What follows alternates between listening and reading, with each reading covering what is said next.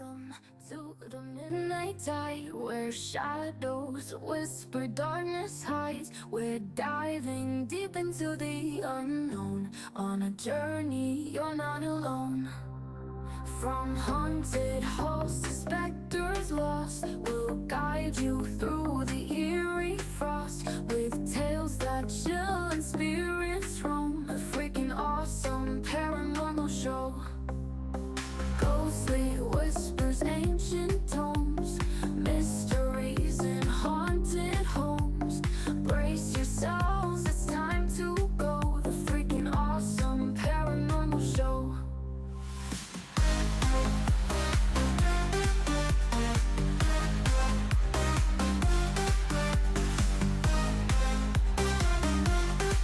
The freaking awesome paranormal show. Ghostly whispers, ancient tomes, mysteries in haunted homes. Brace yourselves, it's time to go. The freaking awesome paranormal show.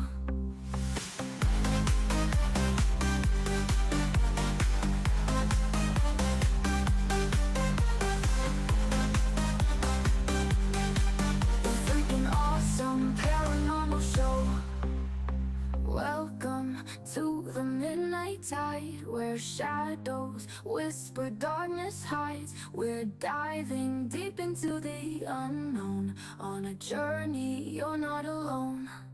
From haunted halls to specters lost, we'll guide you through the eerie frost, with tales that chill and spirits roam. The freaking awesome paranormal show. Ghostly whispers, ancient tomes, mysteries in haunted homes. Brace yourselves, it's time to go. The freaking awesome paranormal show.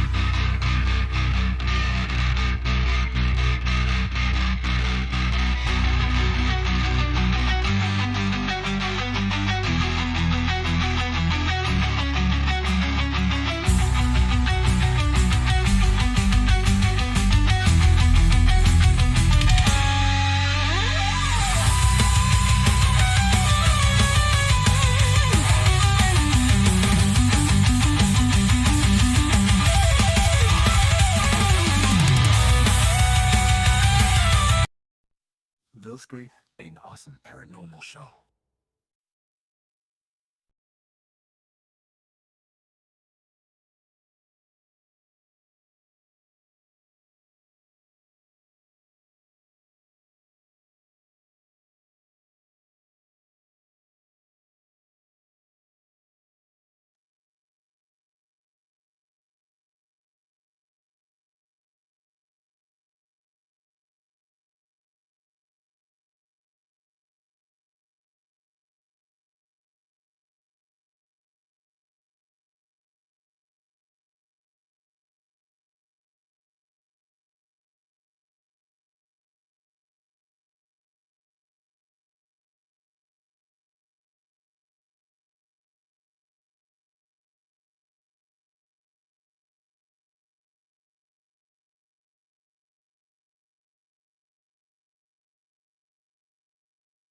The engine is starting up. For launch. GC. Go. Guidance. Go. Fido. Go. Prop. Go. GNC. Go. Max. Go. Eagle. Go. Ecom. Go pending final steps to cabin link check. 2, 1.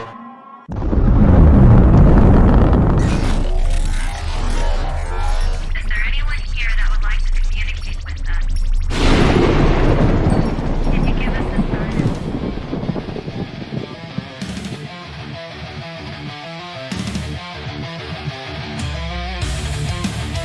Welcome to the Rift Nation Network, the RNN, putting a slide in your glide and a dip in your hip. Welcome to the mothership, the home of the travelers of the universe. With shows throughout the week, you can find us at Instagram, Twitch, Facebook, YouTube, Spotify, and more. Everything you could want, everything you can need right here, right now. From the paranormal to the supernatural. From comedy to the spiritual. And now, your featured show. Shall we begin?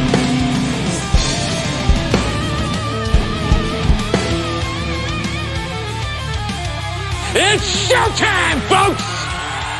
Podcast may contain material that some listeners may find sensitive, offensive, or disturbing. We strive to create respectful and informative content, but topics discussed may include mature themes such as violence, explicit language, or controversial subjects, triggering content including discussions related to mental health, trauma, or other sensitive issues, explicit language. Occasionally, our guests or hosts may use strong language. While we aim to handle these topics with care and empathy, we encourage listeners to exercise discretion.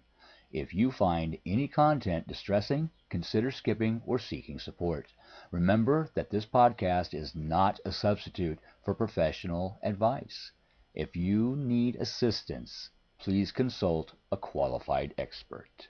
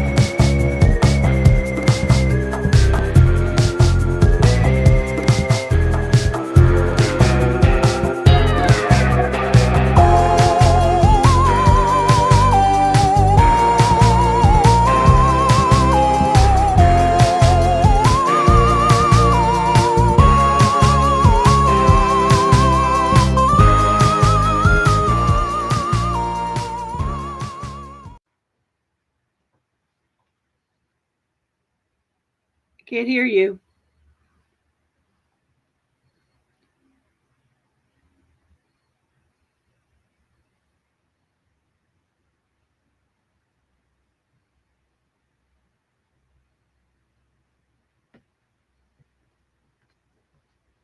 Can't hear you. Hello, everyone. Can you hear me?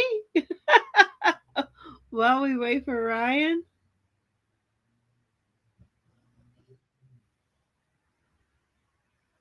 You can let me know in the chat. Okay, good. So I take it you can hear me. I'm not sure if he's muted or what's going on. I know Howie had the same problem on Sunday night where he had a hard time getting in with audio as well.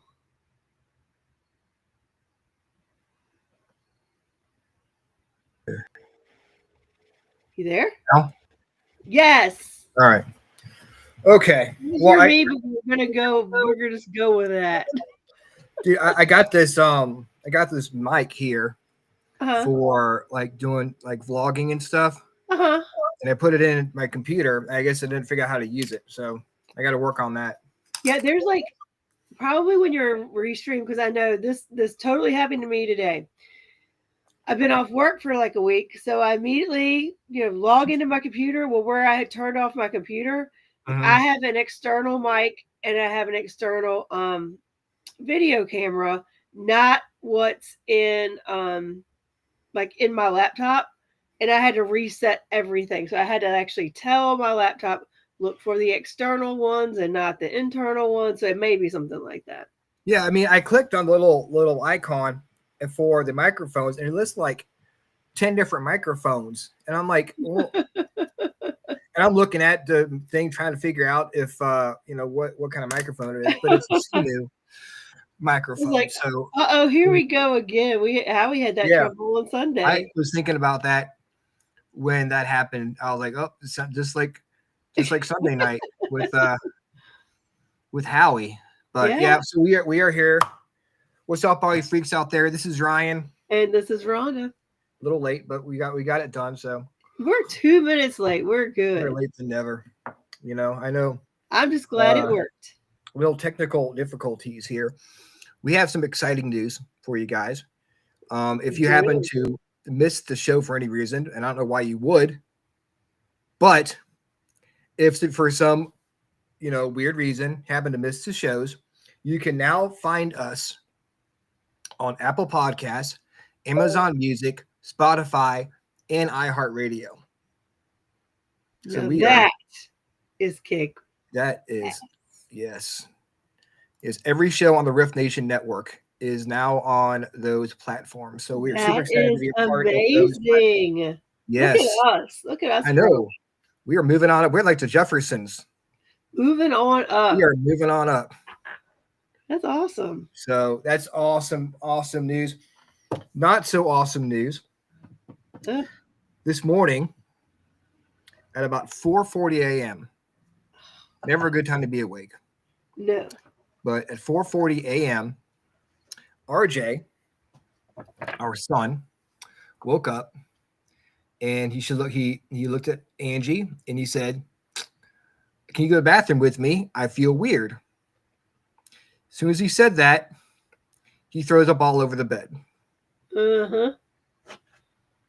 And we were thinking, like, what made him? Because we thought he was actually a stomach bug, but when he was pretty much fine the rest of the day. He didn't act like he was sick or anything. So we think that he may have eaten too many Takis, and because his throat was pink, about as pink as our school. Yeah. Yeah, very possible. Kids love those Takis. I don't know, but I love Takis too, but not enough to make you throw up on them. Yeah. And it could just be any old thing, Yeah. I mean, it's it could be just a rare one of those. Oh yeah. Susie and Private said that stuff is toxic. I mean, it's not good for you, but it doesn't mean it doesn't taste good. Did they die from eating too many of those? Man, I don't know that. I mean, maybe thank you, Cody. Appreciate it. Yeah. It's nice being able to, not have to worry about just people coming on and watching the show. They can watch whenever they want. We just have to upload them onto the platform and it goes onto all the other. That's really cool. So it's pretty easy to do. I just got to remember to do it. I do want to wish you guys we're kind of into a trend here, guys, because last week it was Cherry Popsicle Day. Yeah. Which we established is the sexiest of popsicles. But this week is Happy Blueberry Popsicle Day. I don't know that I've ever had a blueberry popsicle. I didn't know popsicles were so popular that someone deemed it worthy of having a day. Well, somebody must be holding out because I've never had one. I've had blueberry. What have I had that was blueberry? Sorbet. But I've never had a blueberry popsicle. I feel like I'm missing out. I know, right? I mean, there must be some country somewhere that loves blueberry popsicles. I looked up fudge popsicles to see if there was a fudge popsicle day, and there is not. But there is a blueberry popsicle day. That's bizarre. No, next week if it's like orange popsicle day, next week it must be popsicle month or something. Because we should go through every flavor. Yeah. So it is blueberry popsicle day, and since we are available on more platforms, maple syrup. We up to his sexual word of the day. Cody. Well, yeah. We could give the word. I tell you what, I will give you the word. Incognito. I will give you the word. It's like the secret word, like Pee-wee's Playhouse. Yeah, y'all just have to know what the secret word means. I will tell you what word is. Yes, I will. I will find it out because I was. It's in it. Here it is. The secret word. Go here. Secret word of the day. And for those who know, they know. You know. The secret word of the day is silent flute. So, if you want someone to play your silent flute, do it behind closed doors. Perhaps find them a blueberry popsicle. Yes, find them a blueberry popsicle. Give them, and buy them dinner, and ask them if they want to see your silent flute. There you go. There you go. Broken or something. But since we are available on more platforms, we also want to be a show where people who have kids can listen to it in their car with said kids. So we will keep our content adult, but not so blatantly adult. Right. People can't listen to the show with their kids in the car without having to answer questions. We might have to explain things and go wink, wink. And you guys, as an adult, if you can't figure out what we're talking about, you can ping us offline. Yeah, it's like the shows that have adult only like jokes, but only adults will get that kind of thing. Well, I mean, like all the cartoons we watched as kids. Yeah. All of them had adult innuendos that we didn't know what was happening. But now as an adult, I look at it, I'm going, oh. Even SpongeBob has adult stuff where I was like, I look at it, I'm like, oh. You're right. Exactly. So unexpected tent parking. Teresa. See, I love how our freaks get into the playhouse. Yeah. Exactly. We'll be speaking in a little bit of code. Yes. Yeah, the kids won't understand. But I do want to go because I want to go into like more educational stuff, and I figured it'd be nice to like learn about different phrases that we use every day. And like why we use them. Yeah, why the meaning behind each phrase. And I always found that to be fascinating. And the phrase I picked this week is "mad as a hatter." Now, I always thought "mad as a hatter" was just because the Alice in Wonderland. Yeah. It was like, oh, the Mad Hatter. Yeah. Okay. But it says someone who is mad as a hatter is completely bonkers. The phrase dates back to the 18th and 19th century, so that's kind of like where it came from. When hat makers were exposed to mercury in the felt making process, and that affected their behavior, made them more erratic. So if you're a hat maker, if you knew a hat maker, a little loco. Yeah, because I guess they didn't know about mercury. Yeah, I bet they didn't. But I thought that was pretty interesting stuff. Yeah, I don't even So know you- that I've ever heard that term outside of Alice in Wonderland. Neither. I mean, not like we use it every day, Yeah, that's cool though. but now we can start. We can Again, start. I'm mad as a hatter. You can start. You can be mad as a hatter while playing your silent flute. You know, for an audience of one. There we go. See, there you go. There you go, guys. Ooh. So now we've gotten through the educational part of our show, That's right. Education. and hopefully I've not scared our guests off too much. Nope, I see them hanging Still in there, there. still there They're in the hanging chat. in there. But we don't want our world turned to anarchy. We don't want this, to be crazy. Nope. And in order for us to stay the course, for us to maintain our sanity in this crazy world, we need the cards read. We need the cards read. We need the cards Let read. me give them one more shuffle and see what the cards be saying for this week. This short week, hopefully, for a lot of people since you had the holiday yesterday. All right. Off the top. Ooh, I might pull another one with this because I like this one. This one is radiate power. And this immediately, the term that came into my head was fake it till you make it. Fake it till you make it. I do that a lot. Fake Every it day on till the you show, make it. actually. To be I honest mean, with you. radiate power. I think there's nothing like acting like you've got it all together and you have all the answers and you are, on the right track and heading in the direction you want to be.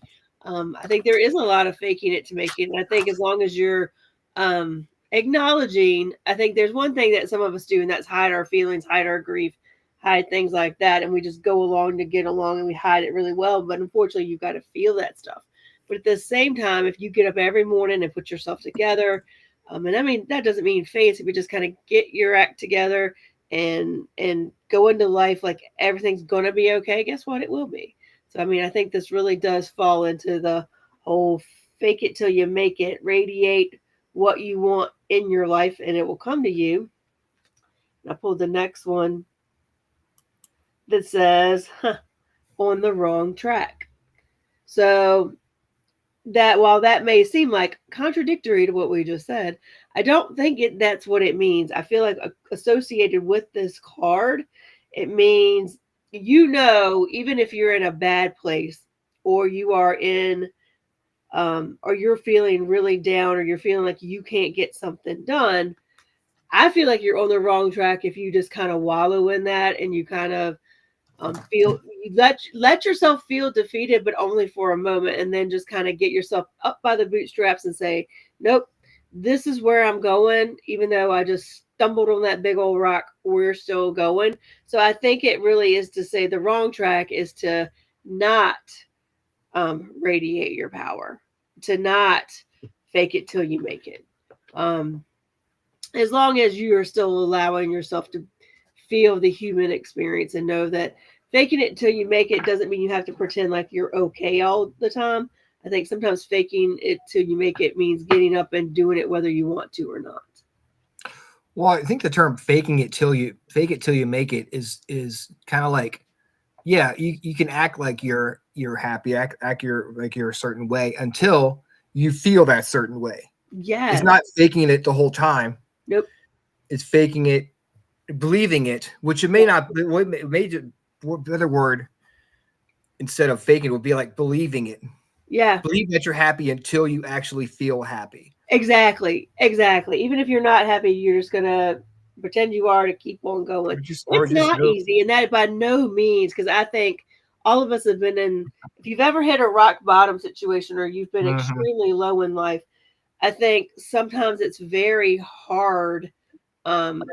It's very easy to fake it and tell your friends everything's okay when it's not.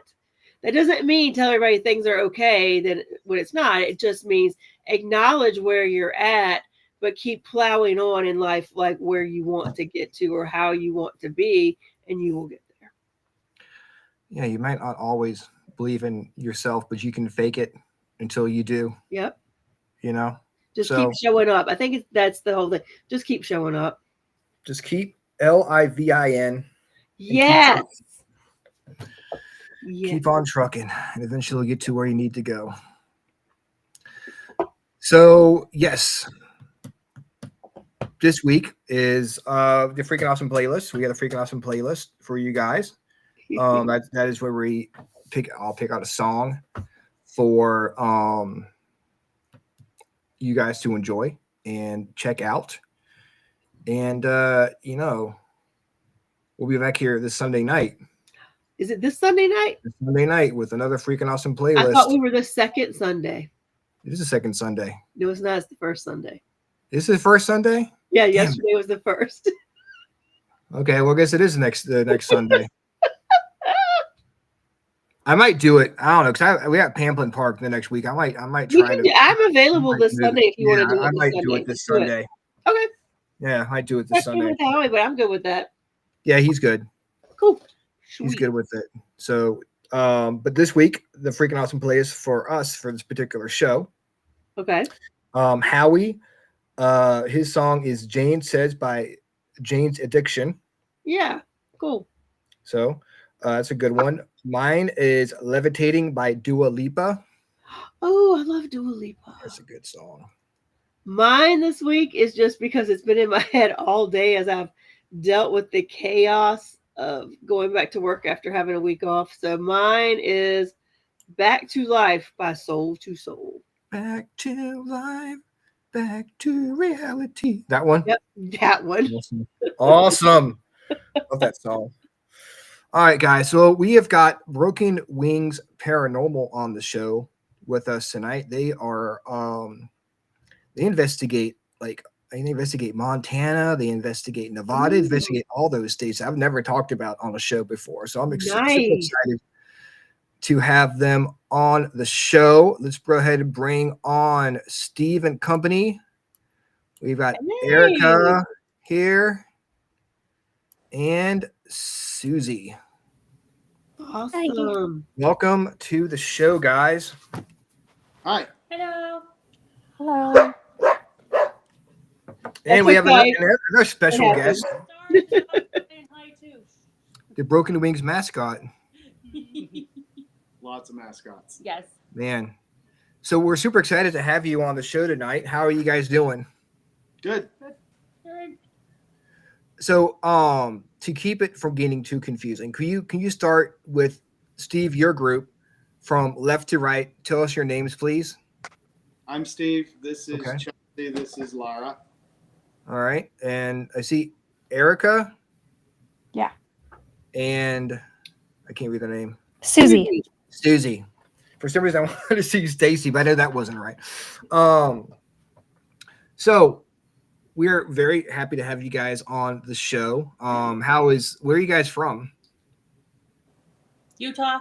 Salt Lake City. Pretty much all of us in Salt Lake City. Okay, but you guys investigate all the surrounding states? Yes. Montana, Nevada, Wyoming, Utah, California. Moving into Colorado and possibly South Dakota next year.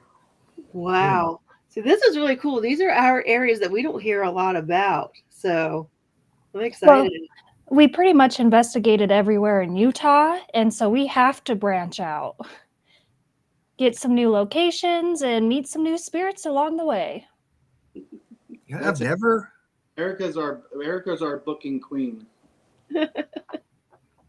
This is cool because I've never talked to anybody who investigated places in Utah before. That's pretty awesome. So how did you guys get into the paranormal? Let's start with the girl with the glasses on. I'm sorry, I can't remember your name. Chelsea. All right, let's start with you and just kind of you three, and then Erica, then Susie. I mean, in a way, we've all experienced something growing up. I started doing paranormal investigations when I moved back home with Steve and Laura, my parents. And so we all just kind of started it as like a family thing and when we joined the group. to really kind of explore and see what's out there, and it's been pretty great. But I've had lots of experience as a kid, seeing spirits and interesting creature-like things in the home that I grew up in. It was super haunted, which we also investigated. So that's kind of how I got started. And me, myself, I've been doing this for decades. I've had experiences all my life. I grew up mostly in Florida, so I started all my investigations in Florida and Louisiana. Like, you can imagine the places in Louisiana, of course. But my first ever real investigation was at this old St. Augustine prison, which is the first prison in the United States. So, you know, that was many, many years ago. But I've had experiences forever, really. Well, I mean, I've always been into this kind of stuff growing up, but I got into it mainly when Steve started with this group. Was when I kind of got more into it and going on the investigations. I had a lot of experiences growing up in the house I lived in. Saw things. You know, I've had when I was younger, I would have spirits come to me like in dreams, and things like that. So it's just one of those. I've done it my whole life, but I just started doing investigating 3-4 years ago. Yeah, about 4 years ago. Erica. Okay. I just kind of started out as a curious teenager, messing with Ouija boards, stuff like that, as we shouldn't and don't do anymore. Gave it up for a while, and then a friend reached out to my husband and was like, "Hey, do you guys want to do this ghost hunting group with me?" And my husband was like, "No way." And I just said, "Call him back, we're doing it." And here I am, still doing it with the group, and I love it.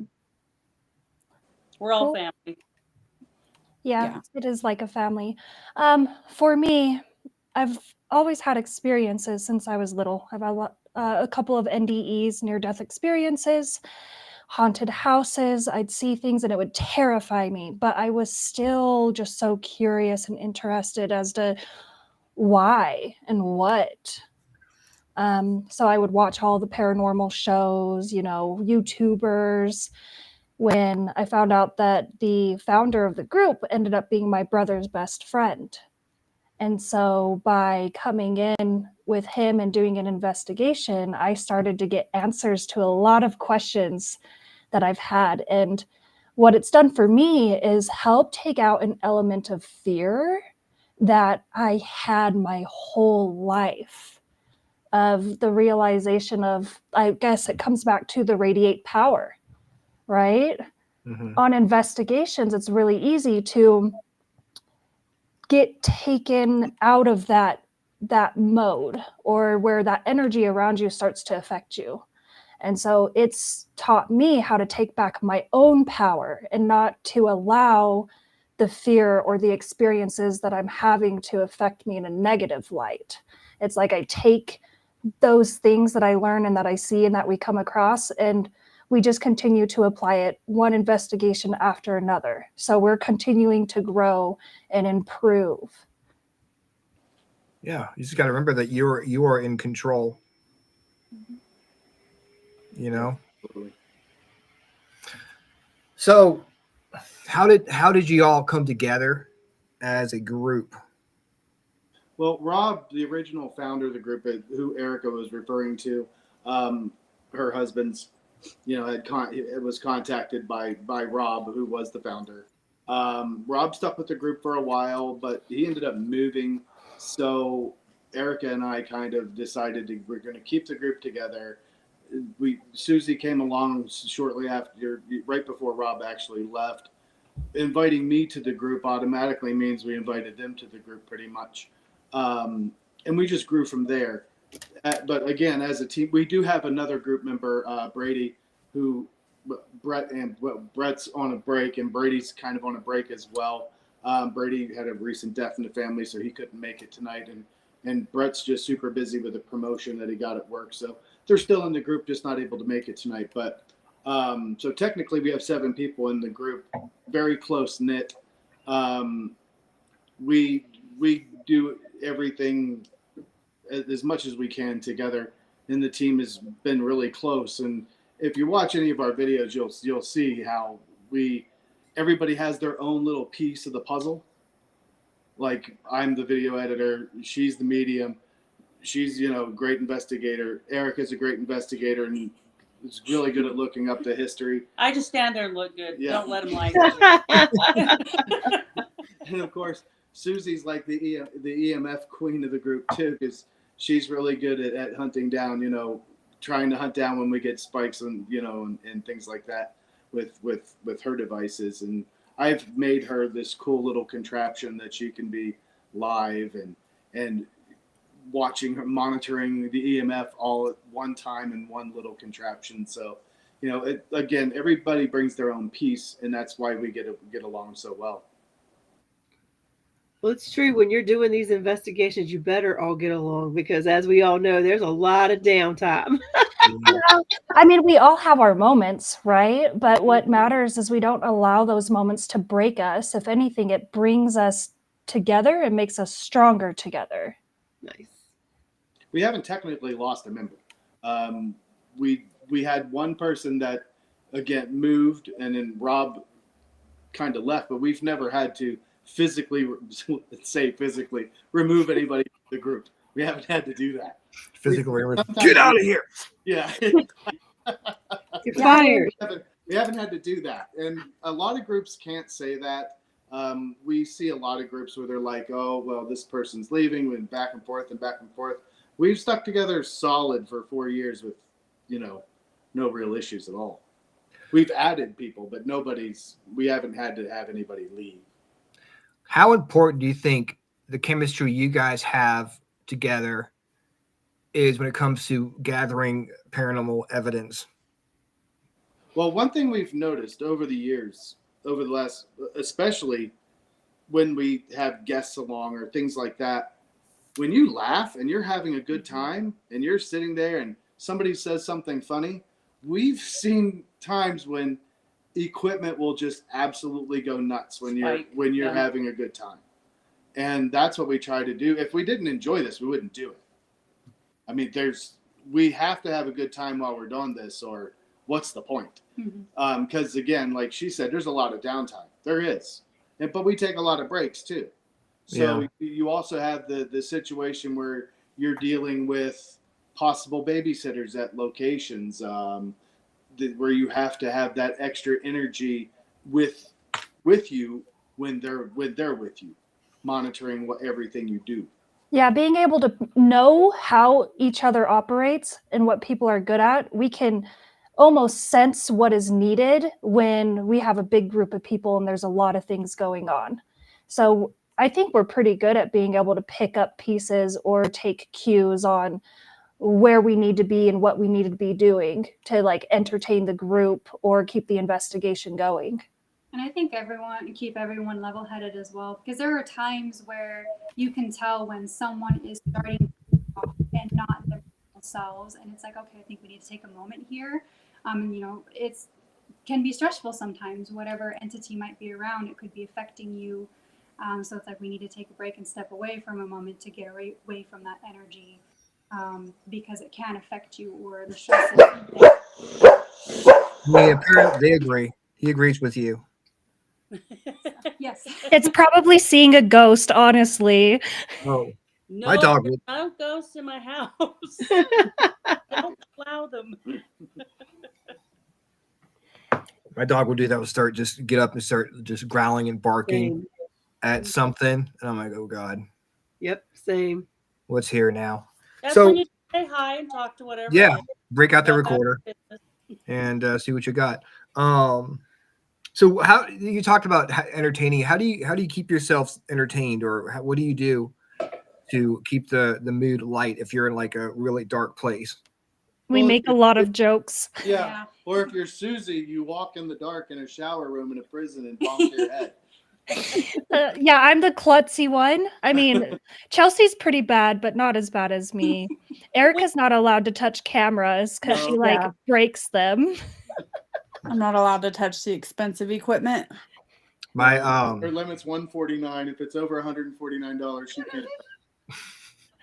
We all just joke and laugh and pick on each other. I mean, at one time, Susie and Chelsea were seeing, who could scare each other the most, and we got some good bloopers from that when they were trying to scare each other. But yeah, we try to make it light. All of our videos have blooper reels at the end. All of them. That's cool. That's awesome. Yeah, you don't want to take it too serious because, again, like you said, you're pretty much sitting in the dark talking to yourself and hoping to get an answer. Exactly. Yeah. You've got to keep it light, and spirits enjoy, being around people that are like each other. If you walk around in real life or actual, pissed off at the world, the energy you give off, people aren't going to want to come up to you and say, "Hey, how you doing?"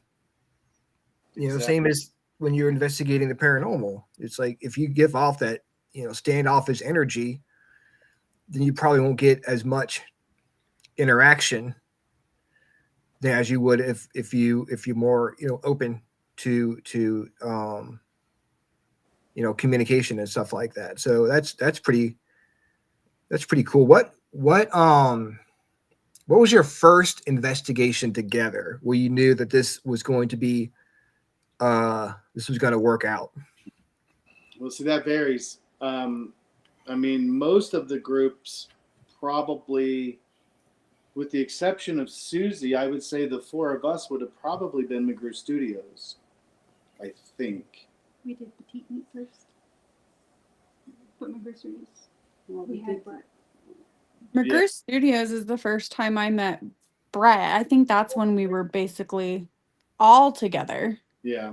Yeah, that would have been the first time Yeah. we were all together. And then Susie was just a couple of investigations later. And her first investigation was Pleasant Green Cemetery, I'm pretty sure. Where we got eaten alive by mosquitoes. Got eaten alive. Oh my God. Great first experience for Susie. It was fantastic. And now I will use a whole bottle of bug spray whenever we go out at a place at night. I learned my lesson. Yeah, this last Those weekend. are the worst. We have a property here in Virginia called the Cabin on 360, and we have two houses, and they're both on a Civil War battlefield.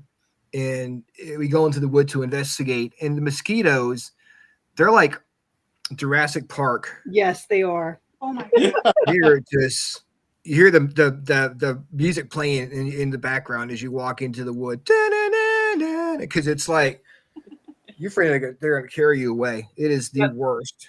What part of Virginia, if you don't mind me asking? We're in Mechanicsville, just outside of Richmond. I know we're in Mechanicsville. Yeah. We lived in West Virginia for a few years. Okay. I mean, you come on out to the cabin, investigate with us. Just saying.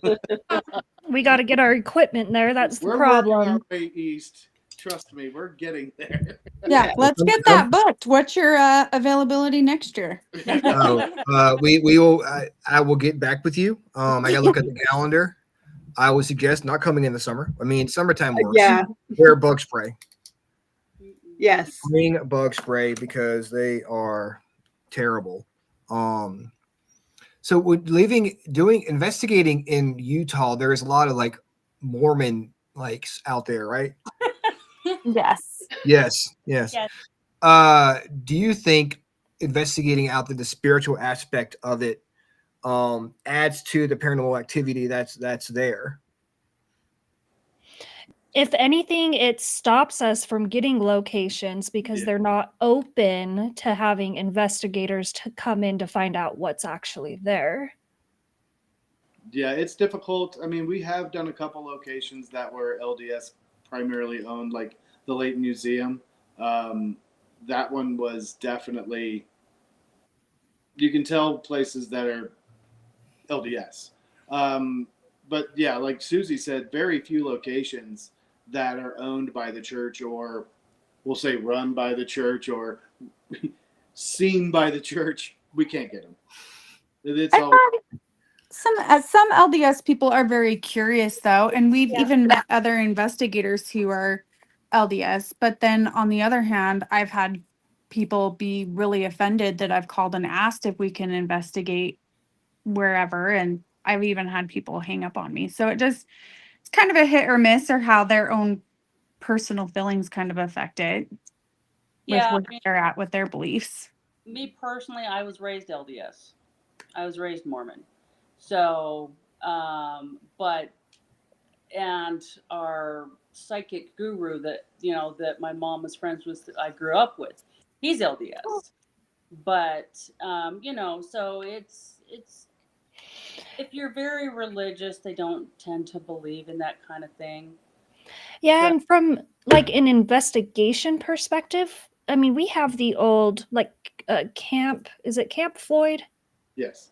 We have a lot of locations that we visit that are old towns where the Mormons had come in and settled, the pioneers and things like that.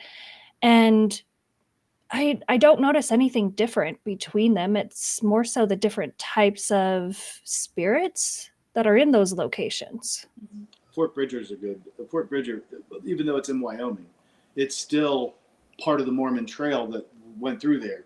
All of the trails went through there. So not just the Mormon Trail, but there's a piece of the Mormon wall that's actually at Fort Bridger, Wyoming, and we found that very kind and gentle type spirits in places like that, even though it was an army encampment and a hotel and everything since 1848. And the types of spirits that we find there are more on the calm side, whereas we've been other places where even like though a brothel. yeah, like a brothel, or even like the Kiva Club in Helper, which was originally owned by the LDS, later sold to the mafia, that bad things happen in there and you don't get any kind spirits. So everything here was at one point owned by the LDS. Okay. And that's the Latter-day Saints, for those who don't know what LDS what means. LDS? Yeah.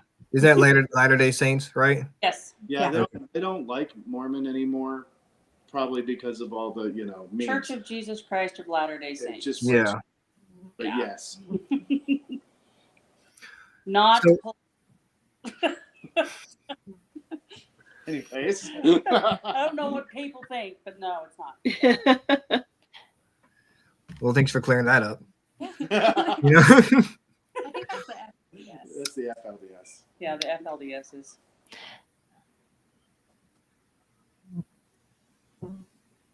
Do you guys get, as far as like, because I, living in Utah, it's got really cold in the wintertime, but I don't know how it is in the summertime. Do you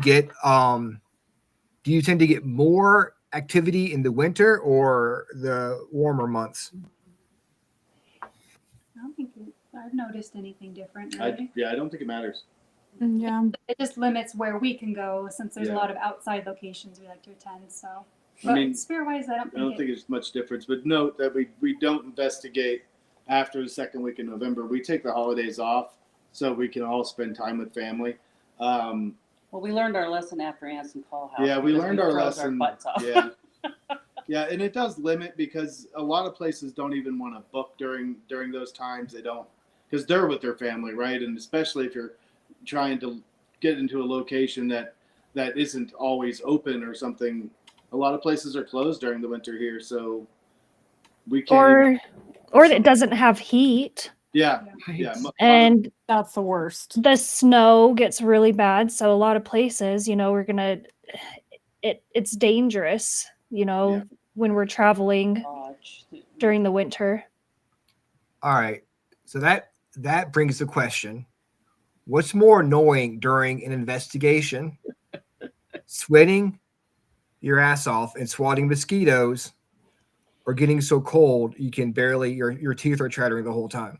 The cold. The two ladies at the bottom cold if it's under 85 degrees. Hey, 70, Oh, you live in Utah, it's a great place 74. to live. 74 is my limit. But I know you must love Utah winters. The cold can be unbearable. But then again, I guess the heat, I mean, we don't do a lot outside, so we don't typically have to deal with the mosquitoes. But we did do the salt air, and I want to say it was in July or August last year, and it was 113 degrees inside. Yeah, that's And rough. Teresa, yes, we have done the Montana prison multiple times. Yep. It's a great place. The things that we have captured at that prison is very interesting. I don't think we've captured anything like that anywhere. Tell us about some of that. Like, what did you capture there? Well, we got a lot of shadow figures at that prison. A weird blob thing, right? Yeah, weird blob thing that some people have tried to debunk, saying it was this or that or the other, when there's just no possible way it could have been us, because there's only one entrance into the cells and one way back out, and something showed up in the back hallway. That was the first time we were there, and it's hard to explain. It looks like it's some sort of crawling creature that crawls across the back. But we have shadow figures. We had something thrown from the 4th floor at us on the bottom floor. It was some sort of rubber thing that was thrown out of one of the cells. The gas chamber, the door. Oh yeah. Oh yes. The shadow. Or slam. Yeah, there's a. That's a Nevada prison now. Oh, dang it. We've done 4 prisons, and prisons are one of my favorites because there is going to be some like not so right in the head types of energy or spirits that we come across. Which is not always a good thing when you're primarily female. Most of the group is female.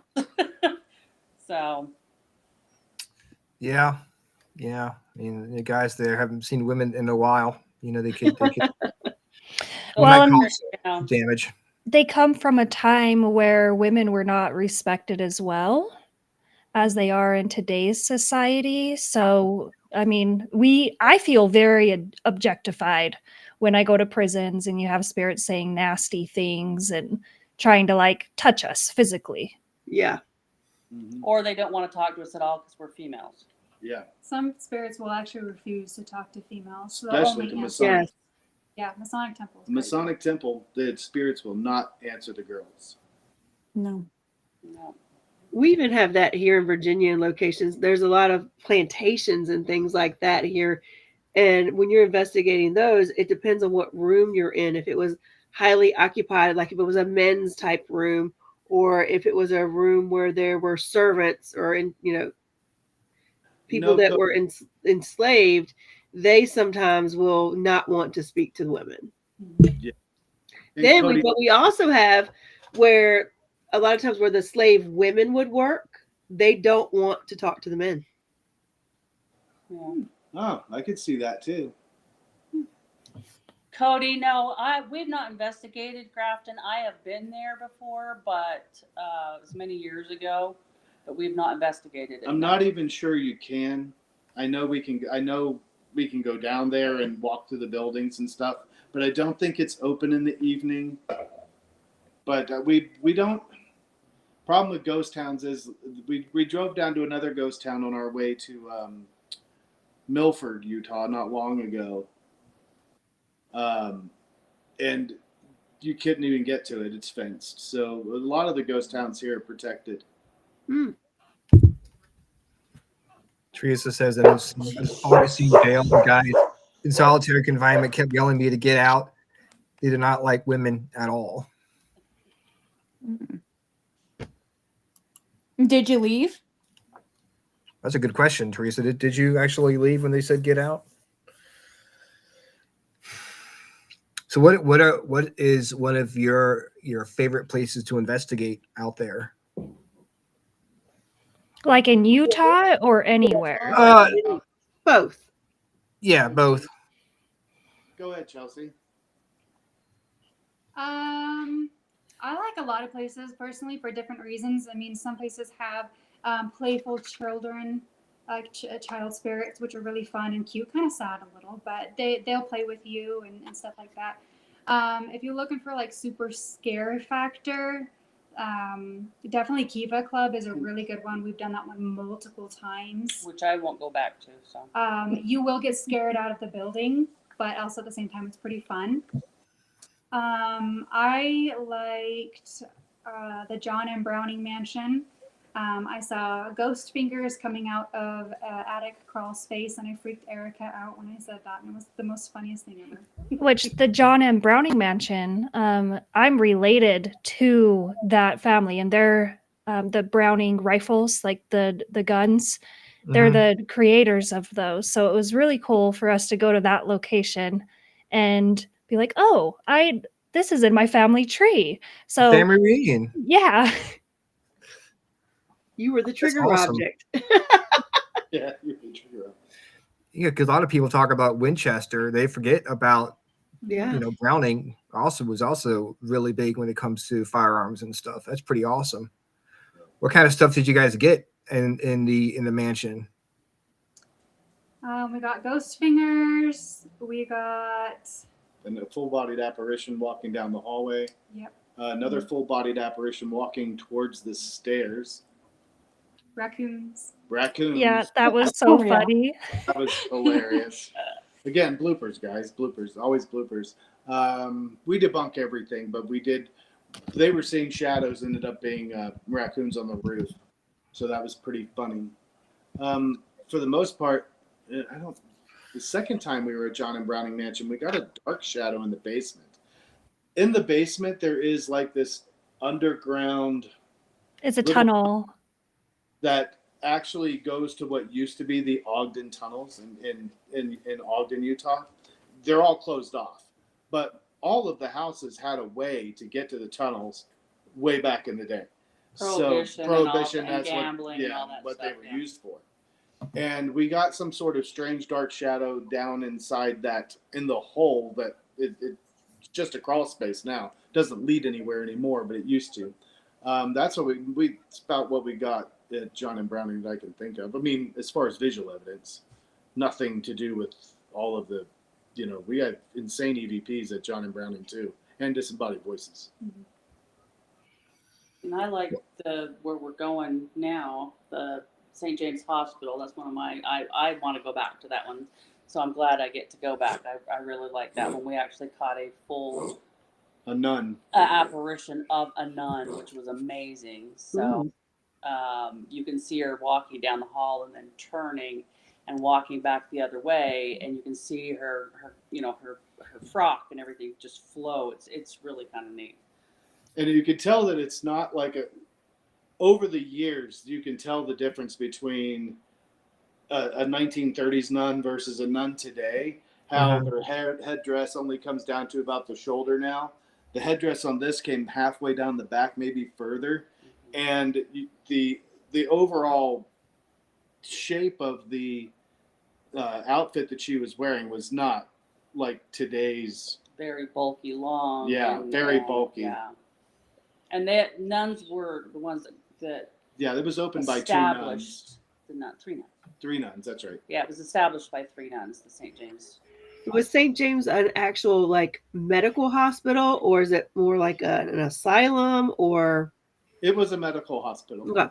Yeah. Yep. It's an old mining town, and there ended up being 1,000 people who died. Someone was harboring, hiding all the TNT, the dynamite, and it ended up blowing up and killed a whole bunch of people. Oh, wow. And so St. James Hospital is where they had taken these men to have their injuries treated. Sorry, there is a fly that will not leave me alone. So we did the St. James Hospital, that one too. One of our team members, or a couple of them, had become practically possessed in a sense at that place. And I think the whole reason is because it was shut down for so long and there wasn't any type of activity from the humans, right? From the physical world. So when we show up, it was like, yeah, it was crazy. It was really crazy. So.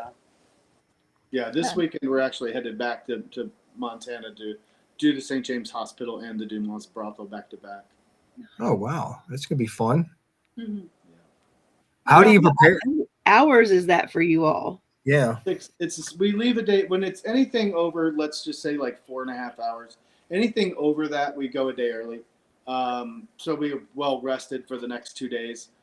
If it's only a few hours away, it's not too bad to investigate that night. But when you're driving 6.5, 7 hours, you don't want to investigate 12 hours after that. No.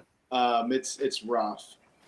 And preparing is just what it is, what you would think it is. We have a literal truckload of equipment. We go to the St. James Hospital. We'll probably set up 16 to 20 cameras. That's just still cameras. That's not including the ones that we actually use to film. And like I said, we have an entire truck bed full of equipment. Most of which we've bought. Yeah. It's an expensive hobby. It is an expensive hobby. Yeah. It would be nice if we could get paid to do it. Yeah. So when you go to a new place or a place that is like a darker place, how do you prepare yourselves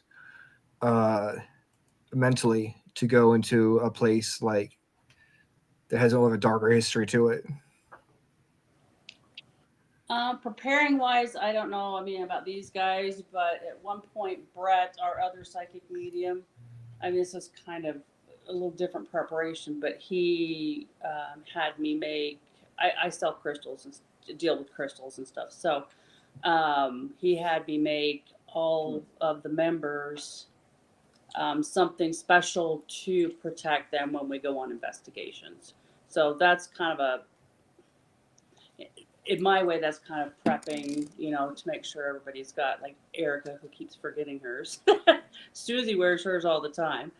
But yeah, he had me create jewelry for all of the members as an extra protection. So go ahead, Jill. Sorry. I do kind of like a mini meditation where you do white light protection and grounding with the earth. Trying to do protection and that way, and grounding also keeps you here and not as affected if something negative does want to come in and try and affect you. Sometimes I'll do a grounding session with the team if we really need to, but that's kind of what I do.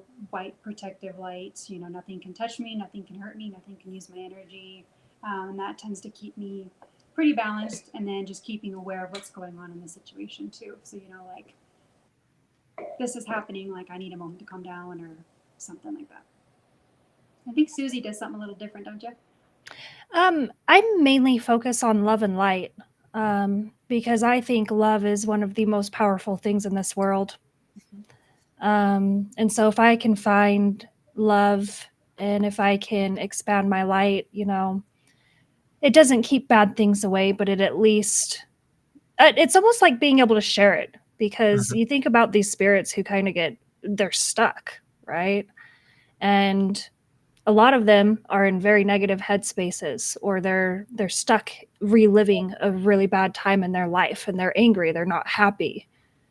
And so I just do my best to keep those positive, good emotions going with hopes that it just might affect the spirits a little bit, where they realize, hey, it's not that bad. You can experience this too. You can feel those things too. It kind of goes back to what we were talking about before, the whole fake it till you make it thing, where it's like, if you go into a location and you may have had a bad day, or, you may not be in the best mood, but if you just act like it or fake it, eventually it'll, maybe your mood will shift. So instead of going out and acting like an asshole because you've had a bad day, just act like you're doing good, and eventually you might start feeling better.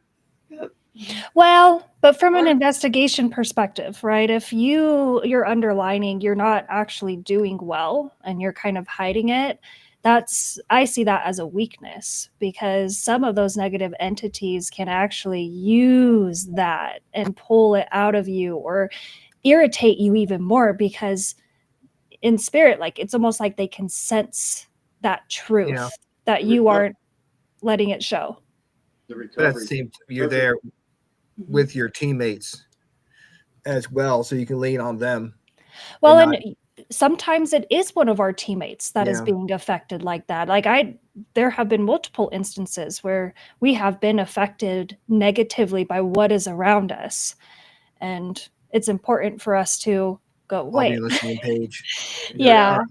Leave for at least go out and take a break. Yeah.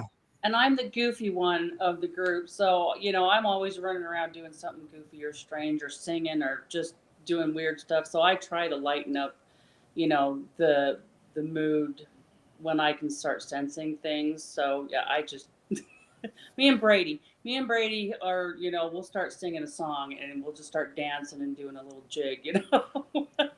So Brady's the one that's not here right now. So you got to keep it lighthearted. Anything special? I just show up. Make sure I have my coffee. They better feed me before we go. And Well, it's all about the food before and the snacks. Yes, we got to have good snacks. It's all about the snacks. Yes. We always eat dinner together and everything. What are some typical snacks you guys have during investigations? Flaming Hot Cheetos.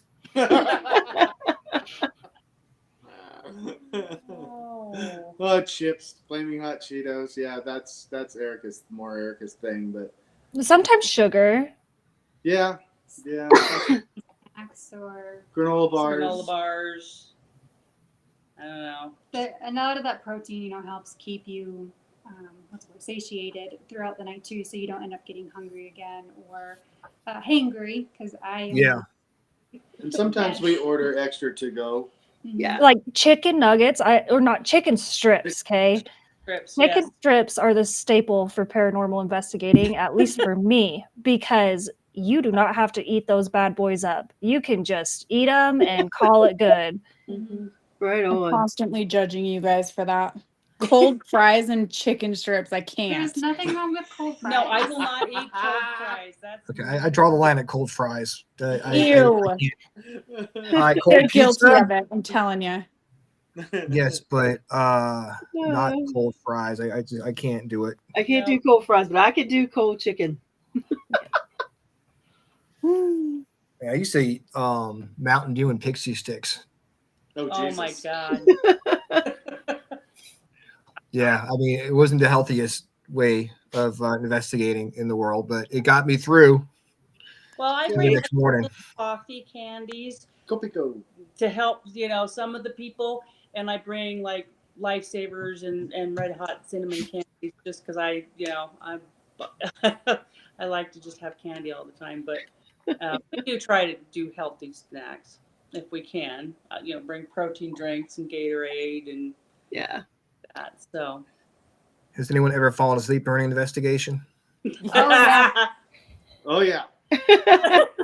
Erica. I think we're all guilty. I think I'm the only one that has not fallen asleep at an investigation. I'll be the guys. I don't think As long as you don't snore. We only fall asleep when it kind of gets boring. I've got her on camera snoring at Mackey Mansion in Virginia City, Nevada. Yeah, Brett's like, Steve, I think your wife's asleep. I was She's doing an snoring. Estes and she's snoring. I was like, It happens. I've fallen asleep and during investigations at the cabin before. Especially when it gets super slow and the spirits are done talking to you. And you're like fighting it. That's how we all get when it's super slow. And Steve will go for like 3 more hours, and we're like, we're done. I know. Erica's like, it's bedtime before we even get there. Before we even start, it's Before we Erica. even start, Yeah. Erica's like, It's it's true. bedtime. Now, on our team, it's almost like everyone has their own little slogan. And Erica's is it bedtime yet?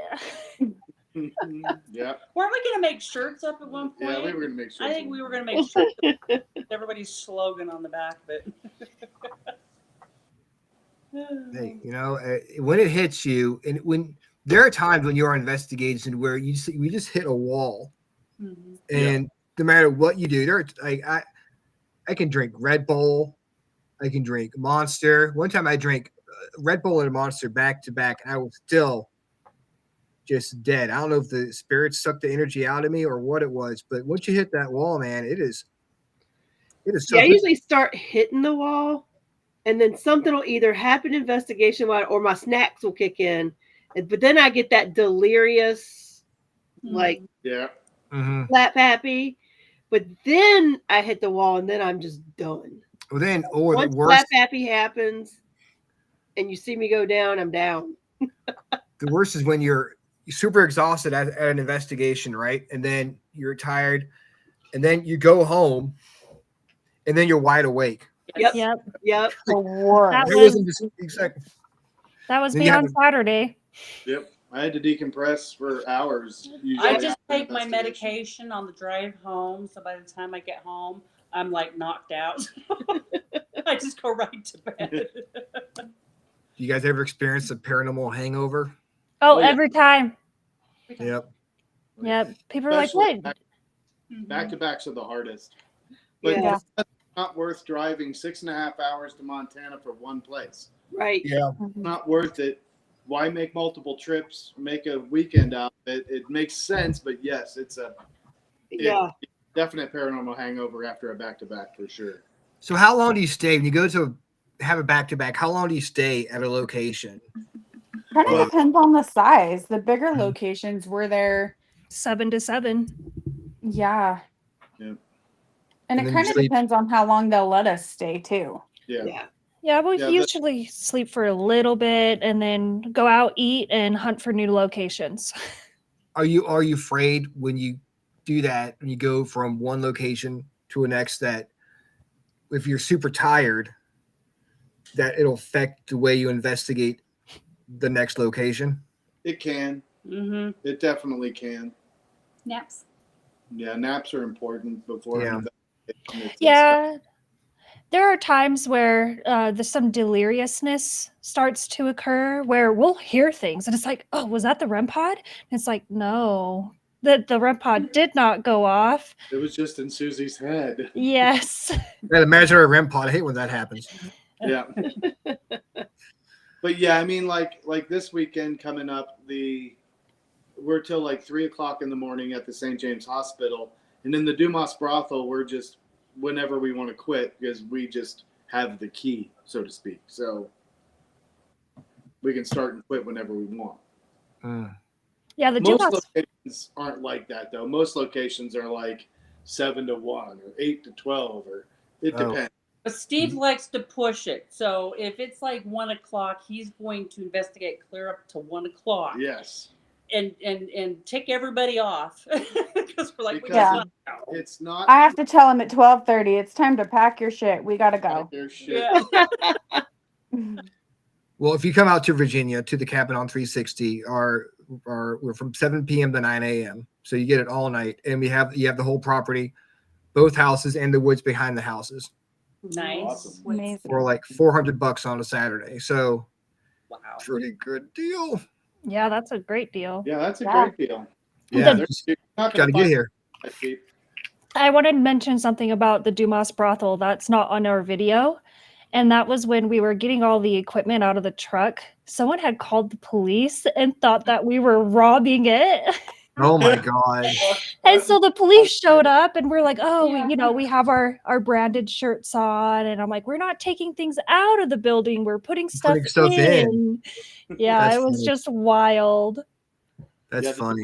The Dumas brothel's a lot of fun. I mean, it's one of the more intense. Thanks, locations. Teresa. Teresa said it's been a great show to get back to editing. She is our Canadian connection.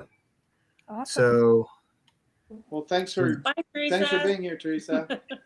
so I've got one more question, kind of a broad question. What is your favorite, like, holy crap EVP that you captured? I know mine. So many.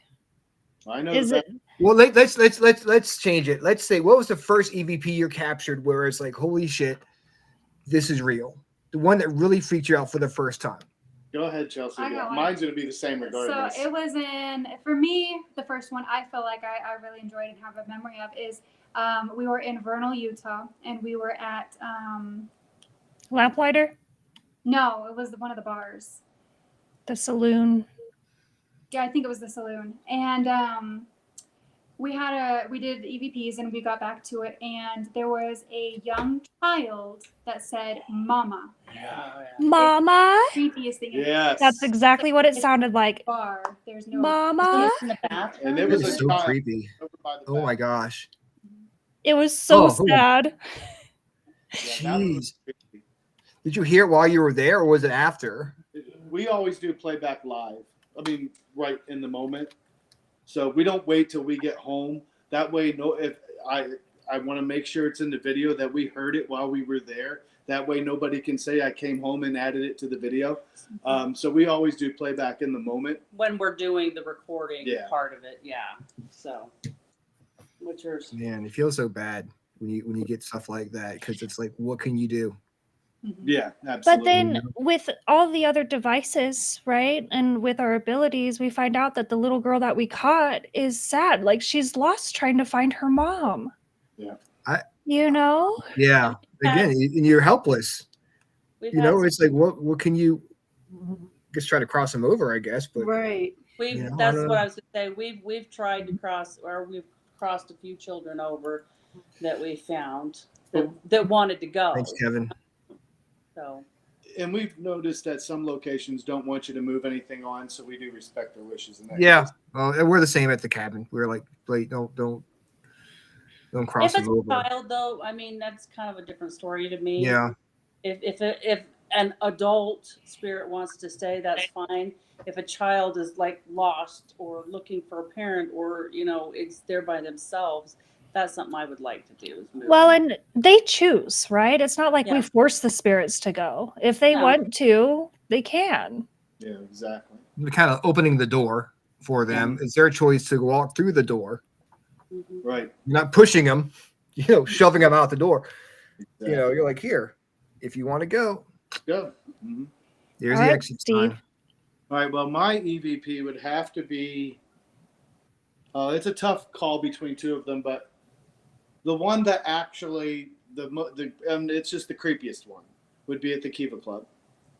The Kiva Club is so active. It's one of those places where you'll have rocks thrown at you while you're sitting there,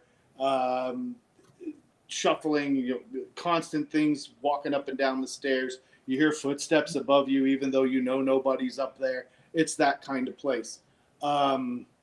So at the end of the night, we were doing our final EVP session. This is actually what made us kind of leave. We asked a question and we got a response. And we were listening back to the EVP. I don't remember the question off the top of my head, but the EVP came back and you can hear shuffling running towards us on the recorder. And the EVP says, "Get the fuck out right now."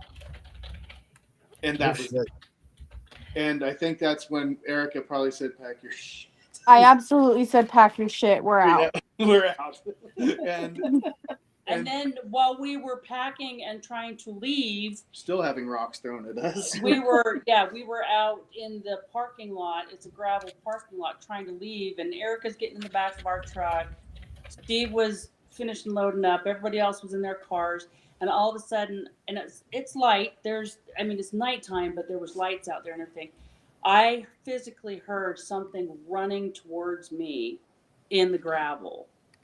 And you've never seen somebody jump in a car so fast in your life. I'm like, "Steve, get in the car, let's go." So that's why I won't go back. What's your favorite EVP? I have no idea. Yeah, I don't either. Erica, what's yours? Mine didn't scare me, but we investigated my grandparents' house after they passed away. And my grandpa had a train room in the basement and he had a train whistle. And we got an EVP of him blowing the train whistle. Oh, that's awesome. That's got to make you feel good. That's amazing. That is so cool. Yeah. Yeah, and I was scared me, but it was super cool.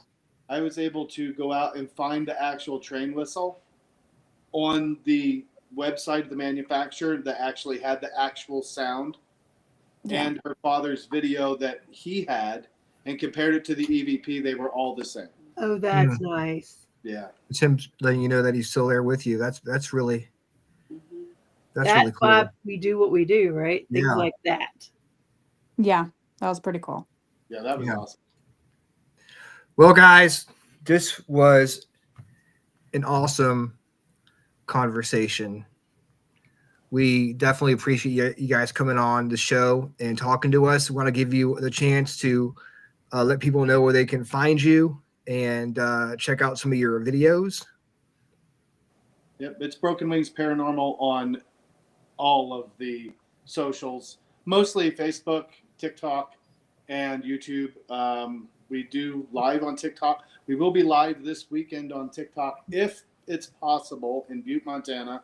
At both locations, we'll go live. Typically, the entire investigation, if we can keep the phones going, right? And we have service. Yeah, and we have service, which I'm pretty sure in Butte we'll have enough service to go live. It is a city. All the videos Kinda. are on YouTube, though. Yeah, all the videos are on YouTube. So, And Did definitely, you guys watch that Butte, Montana show that had Dave Schrader in it? Yes. The Ghost of Butte, Montana. Yes. How'd you enjoy it? It's pretty good. I talk to Dave pretty frequently. He's actually gave us a couple of contacts that I provided Erica for the locations, like the Dumas Brothel, for example. And they were also at the World Museum of Mining, and I kind of dedicated our video of the World Museum of Mining to Dave Schrader because he definitely hooked us up with that location. It was great. Quick message: we had an accidental misbooking when we went to Butte, and we were kind of the owner of one of the locations we was going to do got ill. So we were able to get another booking really fast, thanks to Dave. They're giving us the name to contact the World Museum of Mining. Yep. That's awesome, man. That's so cool. We're not, so, not like friends. I don't want to say that. well, I mean, yeah, but still, I mean, we're acquaintances. Exactly. Yeah. yeah, I mean, it's cool. You'll be able to make that contact with him, and he can help you out. Yeah. You know, Yeah, because that's good. too often, there's not too often, but there's a lot of teams who like to gatekeep. It's like, no, this is my location. No, we don't want anyone else to get in. And we're just very like accepting. We love the paranormal community. You know, we all do what we do for our own personal reasons, and it's something that brings us all together. So it's nice when we get to meet new teams, you know, hear other people's stories and investigate new locations because of the connections that we make along the way. And we co-op. We do co-ops a lot too. So where we work with other teams and other groups. There's a lot of teams that can't afford to do locations, especially locations that could cost upwards of. We've done locations that cost $2,000, and not every team can afford it. So if it's a big enough place, you know, we'll invite another team and say, look, you know, I know you can't afford this by yourselves. It's not Come cheap. with us and share the cost. Not cheap at all. No. I'm enjoying this conversation, and I don't want it to end. But it's 10:13 here, and I've got a 7-year-old. I got to get to school. Yep. Oh, yeah. It's bedtime. Yes. There we go. He's asleep. I got to get up. Yeah, it's bedtime. There it is. Shout out to Erica there. So I want to have you guys back on, but I want to do an evidence exclusive show with you guys. You come on the show and you share some of your best evidence. Love it. We have so many. I don't think you've ever seen evidence like ours. It should be a fun show then. That'd be awesome. January 13th. Okay. Are you good? Yep. I can make that. Awesome. We will have a evidence exclusive show with you guys on Tuesday, January 13th at 9 o'clock or 7 o'clock for you guys. Yep. Sounds great. Susie booked that, so we Yeah, all put get that- it. I'm already. There we go. Just tell me what time again? 7 o'clock your time, 9 o'clock our time. Well, thank you for having us Yes, on thanks a here. lot. This It is was You a lot guys, of fun. this was fun. Yeah, Thank you this so was much fun. for coming on the show. We'll see you next year. Yep. Have a good night, guys. All right. Thank you. Night. Bye. That was fun. I enjoyed the Fun. conversation. Yeah. It's so fun when you realize, oh, it's after 10 o'clock. I Still, know. still It felt like going. we were hardly on. But So this week, I know it's like, oh my God, you guys, the show's over now. We can't talk to you again until Tuesday. Well, no, because I messed up. We actually will be here back on Sunday for the Freakin Awesome playlist, Yeah. where we are having an 80s nostalgia day. We are talking everything 80s. We're gonna come up with 3 80s TV theme songs Yep. that we enjoy and 2 commercials. Yep. And we'll just talk about memories of the 80s, movies and stuff like that. Yeah. So if you're a child of the 80s or if you just enjoy the 80s, see us on Tuesday. But that's not all, because we are going to be on TikTok this Thursday night, talking to Billy Lewis from the Scared Network TV. He put out a series on the Cabin on 360. Yep. And we're going to be chatting with him at 9:00. Yep. On TikTok. On TikTok. So look up the Freakin Awesome Paranormal Show on TikTok. And we will see you Thursday night. And Ron and I will be there on there tomorrow night, just kind of shooting the shit. Make sure if you're not following us on TikTok, follow us. We're going to go on and see how it all works out. Exactly. It'll be like a rough draft. Make sure we don't have a debacle on our hands. Exactly. Thank you, Susie. Thanks, it was awesome Susie. talking to you. 80s are, Cody, 80s are all encompassing. That's right. 80s are for everyone. Everyone loves ghost hunters and Ghostbusters, like ghost hunters. But if you don't like ghost hunters too, I'm not trying to be mean, right? But everyone loves Ghostbusters, Indiana Jones, the Goonies. Yeah. Come on. Come on now. Yeah. Even though the 80s were for you, you love them. To create it. Yeah. You come on, join the show. Be awesome. So we're gonna try to have some shows on TikTok for you guys. For the ones for the guests we're not able to get on the show during the because thanks to you guys and your awesomeness in the chat, people are hitting us up left and right to come on. So we appreciate you. Yes, we are super excited. It's going to be, without you guys, you'll just be here. It will just be us talking to each other. So we are definitely appreciate you guys, and we'll be back here Sunday night on the Freakin Awesome playlist. Same freaking awesome time. Same freaking